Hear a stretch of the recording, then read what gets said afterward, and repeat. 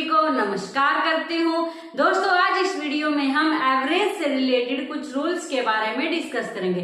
दोस्तों last video में हमने अपने 16 रूल्स एवरेज के कंप्लीट कर लिए हैं। आज हम 2 रूल्स के बारे में डिस्कस करेंगे। रूल्स नंबर 17 और 18 के बारे में आज हम डिस्कस करेंगे। दोस्तों ये वीडियो स्टार्ट करने से पहले मैं आपको बता देना चाहती हूँ कि यहाँ हमने मैथ्स की सीरीज स्टार्ट की है जिसमें हम मैथ्स बिल्कुल बेसिक से कर रहे हैं।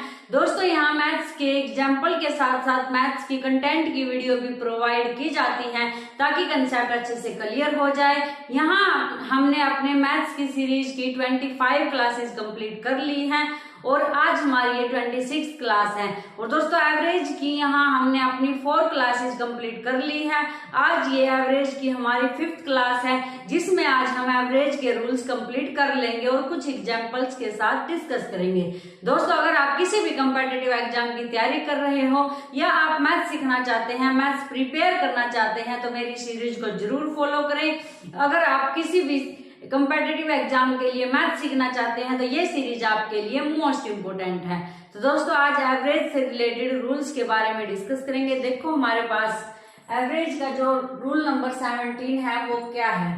इससे पहले दोस्तों आप ये जान सकते हो कि एवरेज क्या है। अगर आपने मेरी लास्ट वीडियो नहीं देखी है तो देख लेना, आपको एवरेज के बारे में डिटेल में जानकारी मिलेगी और एवरेज से रिलेटेड जो मैंने 16 रूल्स के बारे में बताया है वो भी आप आसानी से समझ सकते हो।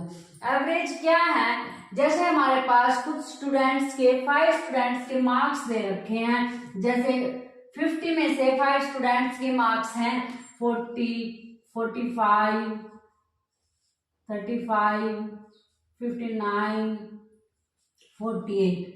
ये हमारे पास 5 स्टूडेंट्स के मार्क्स हैं। इन मार्क्स का अगर हमें एवरेज निकालना हो तो एवरेज हम कैसे निकाल लेंगे, इन सभी को ऐड करेंगे और ऐड करने के बाद जितने स्टूडेंट्स के ये मार्क्स हैं उस संख्या से इसको क्या करेंगे, डिवाइड। स्टूडेंट्स कितने हैं हमारे पास 5 से डिवाइड करेंगे। किसको, जितने मार्क्स आए हैं उसके टोटल को 5 से डिवाइड करेंगे।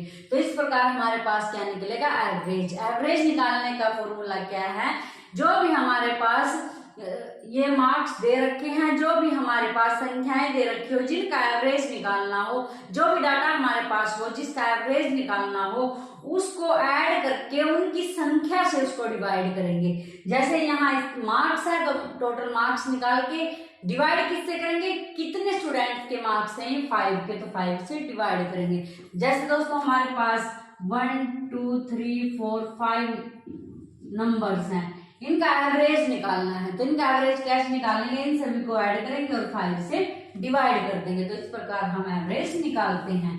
लास्ट वीडियो में हमने एवरेज से रिलेटेड अपने 16 रूल्स कंप्लीट कर लिए हैं और एवरेज के बारे में डिटेल से जाना है।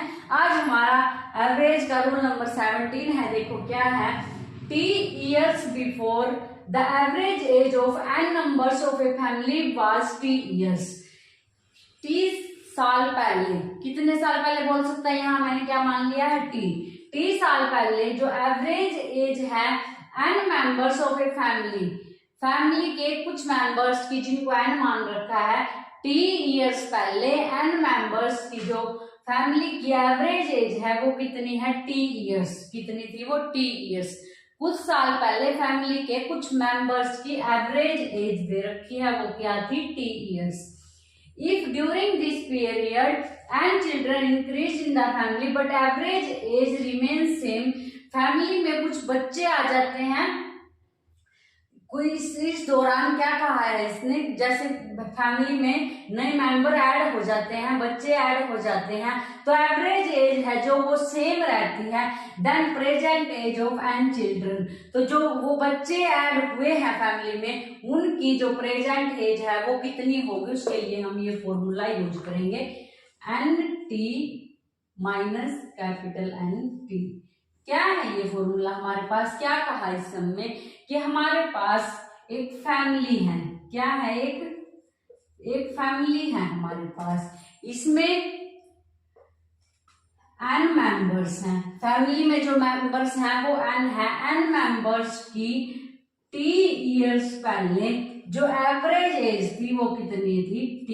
n मेंबर्स की टी ईयर्स पहले जो एवरेज एज थी वो कितनी थी, टी थी। फिर इस फैमिली में एन चिल्ड्रंस ऐड हो जाते हैं। एन चिल्ड्रंस ऐड होने के बाद भी जो हमारे पास एवरेज एज है वो टी ही रहती है। एवरेज एज है जो वो सेम रहती है। तो present age of N children, जो वो चिल्ड्रन ऐड हुए हैं फैमिली में, उनकी प्रेजेंट एज क्या होगी, N T minus N T. ये हमारे पास जो स्मॉल एन है वो क्या है, जितने चिल्ड्रन उसमें ऐड हुए हैं फैमिली में। टी है हमारे पास जो एवरेज एज है वो, माइनस कैपिटल एन है हमारे पास जो फैमिली में मेंबर्स की संख्या थी वो, और स्मॉल टी है हमारे पास जितने साल पहले की वो एवरेज वैल्यू दे रखी है वो। तो इस प्रकार का सम दोस्तों अगर कंपेटिटिव एग्जाम में पूछा जाता है तो वहां हम ये फॉर्मूला यूज करेंगे। क्या है, दोबारा से सुनो क्वेश्चन। फैमिली के कुछ मेंबर्स की कुछ साल पहले की एवरेज एज दे रखी है। वहां क्वेश्चन में आपको फैमिली के मेंबर्स की संख्या भी मिलेगी, एवरेज एज भी मिलेगी, और कितने साल पहले की एवरेज एज है ये भी मिलेगी। इसके बाद फैमिली में कुछ चिल्ड्रंस ऐड हो जाते हैं तो भी जो एवरेज एज है वो सेम रहती है। तो जो वो चिल्ड्रन ऐड होते हैं उनकी प्रेजेंट एज कितनी है ये फाइंड आउट करना है, तो उसके लिए हम ये फॉर्मूला यूज करेंगे। नेक्स्ट है हमारे पास रूल नंबर 18 जो कि एवरेज से रिलेटेड आज लास्ट रूल है हमारे पास। वो क्या है, रूल नंबर 18। देखो क्या है, if in the group of an person A new person comes at the place of a person of T years.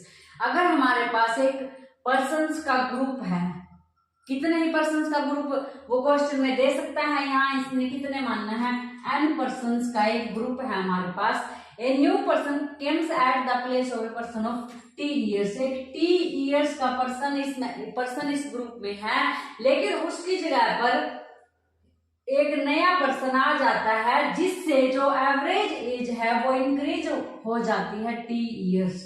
जो एवरेज एज है वो इंक्रीज हो जाती है टी ईयर्स। क्या कहा इसने, एन पर्सन्स का एक ग्रुप है जिसमें एक नया पर्सन ऐड हो जाता है, एक नया पर्सन आ जाता है, किसकी जगह पर, दूसरे पर्सन की जगह पर, जिसकी ईयर टी ईयर्स जिसकी एज है, जिससे जो एवरेज एज है वो टी ईयर्स इंक्रीज हो जाती है। Then the age of new person, तो न्यू पर्सन की एज क्या होगी, T plus N T. New person की एज है जो वो क्या होगी, टी प्लस एन टी। जहां हमारे पास टी क्या है, जो पर्सन जिस पर्सन की जगह पर वो पर्सन आता है उस पर्सन की एज टी है, जिस पर्सन की जगह पर आता है वो उस जगह वाले पर्सन की एज टी है, और जो हमारे पास वो एवरेज एज इंक्रीज होती है जितने ईयर्स वो ये स्मॉल टी है। और यहाँ एन पर्सन्स है, जो ग्रुप में पर्सन्स है वो एन है। क्या कहा इस सम में, हमारे पास एक ग्रुप है एन पर्सन्स का, अगर उसमें एक पर्सन की जगह दूसरा पर्सन आ जाता है और जिस पर्सन की जगह आता है उसकी एज टी ईयर्स है, तो एवरेज एज है जो वो स्मॉल टी ईयर्स से इंक्रीज हो जाती है। तो हमारे पास जो न्यू पर्सन आता है उसकी एज क्या होगी, टी प्लस एन टी। अगर ऐसे ही पर्सन प्लेस होता है, एक पर्सन की जगह दूसरा पर्सन आता है और एवरेज एज डिक्रीज हो जाए, तो जो हमारे पास न्यू पर्सन की एज है वो टी माइनस एन टी होगी। याद रखने का पॉइंट ये है दोस्तों कि अगर हमारे पास एन पर्सन्स का, कितने ही पर्सन्स का एक ग्रुप है, उसमें एक पर्सन की जगह दूसरा पर्सन आ जाता है, अगर वहां एवरेज एज इंक्रीज हो जाती है तो हम फॉर्मूला लगाएंगे टी प्लस एन टी। अगर एवरेज एज डिक्रीज हो जाती है तो हम फॉर्मूला लगाएंगे टी माइनस एन टी। तो दोस्तों आज हमारे ये एवरेज से रिलेटेड 18 फॉर्मूले आज हमने कंप्लीट कर लिए हैं। अब हम इससे रिलेटेड कुछ क्वेश्चंस के बारे में डिस्कस करेंगे, जैसे क्वेश्चन कंपेटिटिव एग्जाम में पूछे जाते हैं, इस टाइप के क्वेश्चंस के बारे में अब हम डिस्कस करेंगे। अब हमारे पास है क्वेश्चन नंबर 1। देखो क्या है question number 1, 12 kilogram of rice costing 30 rupees per kilogram is mixed with 8 kilogram of rice costing 40 rupees per kilogram. Find the average per kilogram price of mixed rice. क्या कहा है इसने कि जो हमारे पास 12 किलोग्राम चावल हैं, 12 किलोग्राम राइस हैं, जो वो किस रेट से हैं, 30 रुपीज पर किलोग्राम। जो हमारे पास 12 किलोग्राम राइस हैं,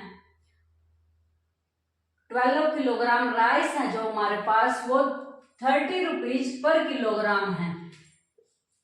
30 रुपीज पर किलोग्राम।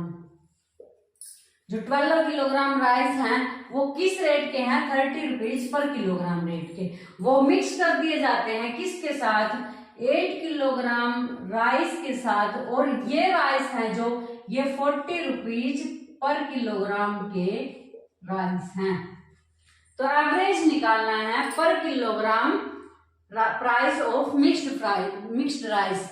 देखो हमारे पास 12 किलोग्राम राइस हैं जो वो किस रेट के हैं? 30 रुपीज पर किलोग्राम के रेट के। और जो हमारे पास 8 किलोग्राम राइस हैं वो किस रेट के हैं?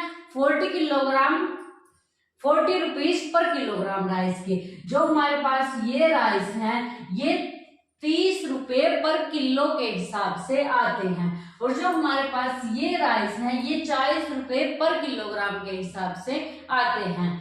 इन दोनों राइस को मिक्स कर दिया जाता है तो हमारे पास जो राइस में आएंगे उनकी एवरेज कॉस्ट हमें फाइंड आउट करनी है। Find the average per kilogram price of mixed rice. जो हमारे पास मिक्स्ड राइस आएंगे उनका हमें पर किलोग्राम के हिसाब से प्राइस फाइंड आउट करना है। इनका प्राइस है 30 रुपीज पर किलोग्राम, इनका प्राइस है 40 रुपीज पर किलोग्राम। जो हमारे पास मिक्स्ड राइस आएंगे उनका जो हमारे पास रेट होगा वो जो प्राइस होगा वो पर किलोग्राम के हिसाब से फाइंड आउट करना है। देखो दोस्तों हम एवरेज निकालते हैं तो क्या करते हैं? टोटल्स और डिवाइड में उनकी नंबर्स। अगर यहां से हम ऐसे बोले कि जो हमारे पास टोटल होता है वो क्या होता है? एवरेज को नंबर से मल्टीप्लाई करके हमारे पास क्या आता है? टोटल आता है। तो यहां से हम क्या करेंगे? 12 किलोग्राम राइस है 30 रुपीज पर किलोग्राम के हिसाब से है। तो यहां से जो इनका टोटल रेट होगा, जो टोटल प्राइस होगा इनका 12 किलोग्राम का वो कितना होगा? 12 मल्टीप्लाई 30। तो हमारे पास यहाँ से 12 3 जा 36। 12 किलोग्राम है 30 रुपीज पर किलोग्राम के हिसाब से। 1 किलोग्राम का रेट 30 रुपीज है तो 12 किलोग्राम का कितना होगा? 360। ऐसे ही यहाँ हमारे पास 8 किलोग्राम का कितना होगा? 320। तो टोटल प्राइस हमारे पास कितना आएगा? टोटल प्राइस हमारे पास कितना आया? 360 और यहाँ 320 इसमें ऐड करेंगे तो हमारे पास 680।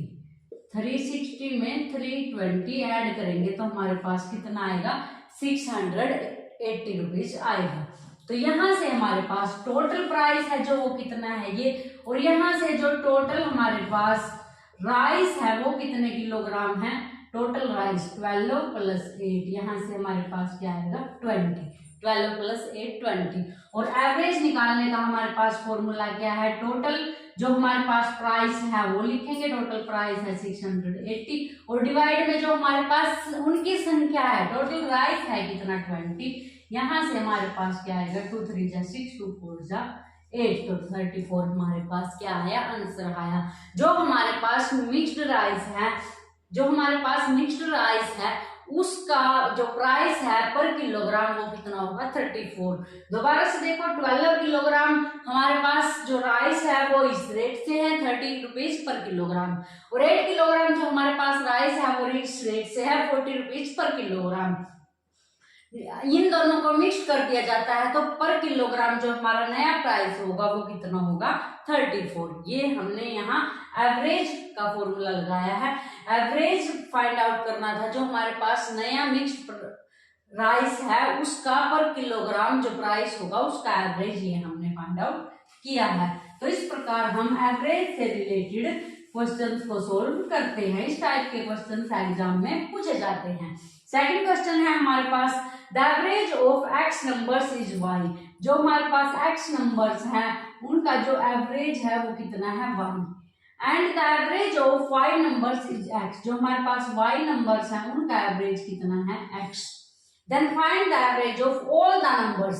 इन सभी नंबर्स का क्या फाइंड आउट करना है? एवरेज। अगर मैं बोल दूं आपको 3 स्टूडेंट्स के मार्क्स का एवरेज हमारे पास, 3 स्टूडेंट्स के मार्क्स का एवरेज हमारे पास निकाल लेंगे हम, तो क्या करेंगे? 3 स्टूडेंट्स के यहाँ मार्क्स ऐड करेंगे, फर्स्ट के मार्क्स, सेकंड के मार्क्स और थर्ड के मार्क्स, और 3 से उसको क्या कर देंगे? डिवाइड कर देंगे। ऐसे हम क्या निकालते हैं, एवरेज निकालते हैं। अगर हमें टोटल निकालना हो तो क्या करेंगे, 3 को इस एवरेज से मल्टीप्लाई कर देंगे। ऐसे ही यहाँ हम क्या निकाल लेंगे, टोटल। तो टोटल निकालेंगे कैसे, एक्स वाई, यहाँ हमारे पास क्या आएगा, टोटल आएगा। The average of x numbers is Y है, तो टोटल क्या होगा, एक्स वाई। यहाँ से भी हमारे पास वाई एक्स आएगा, या फिर इसको हम क्या लिख सकते हैं, एक्स वाई। तो यहाँ से हमारे पास जो टोटल है वो क्या आया, एक्स वाई, और यहाँ से एक्स नंबर्स का एवरेज वाई था तो टोटल एक्स वाई नंबर्स का एवरेज एक्स था, टोटल एक्स वाई। तो then find the average of all the numbers, सभी नंबर्स का एवरेज फाइंड आउट करने के लिए टोटल को सभी नंबर्स के क्या कर देंगे, डिवाइड। यहाँ से हमारे पास ऑल नंबर्स क्या आएंगे, X number plus Y number, all numbers हो गए। यहाँ से टोटल क्या आएगा, इसको इससे डिवाइड करेंगे, किसको, इनके टोटल से। इनका टोटल क्या है, X Y plus X Y. तो यहाँ से 2xy और डिवाइड में x प्लस वाई हमारे पास क्या आएगा, आंसर आएगा। दोबारा से देखो, x नंबर्स का एवरेज y है, y नंबर्स का एवरेज x है। x नंबर का एवरेज y है तो यहाँ से टोटल xy, y नंबर का एवरेज x है तो यहाँ से टोटल xy। अब हमें फाइंड आउट क्या करना था, टोटल नंबर्स का एवरेज। तो टोटल नंबर्स का एवरेज कैसे फाइंड आउट करेंगे, यहाँ से इनका टोटल करेंगे और डिवाइड कर देंगे इनके टोटल से। तो यहाँ हमारे पास आंसर क्या आएगा, 2xy divide by x plus Y. तो दोस्तों आज हमने हमारे बचे हुए रूल्स को कंप्लीट किया और उससे रिलेटेड 2 क्वेश्चन सोल्व किए।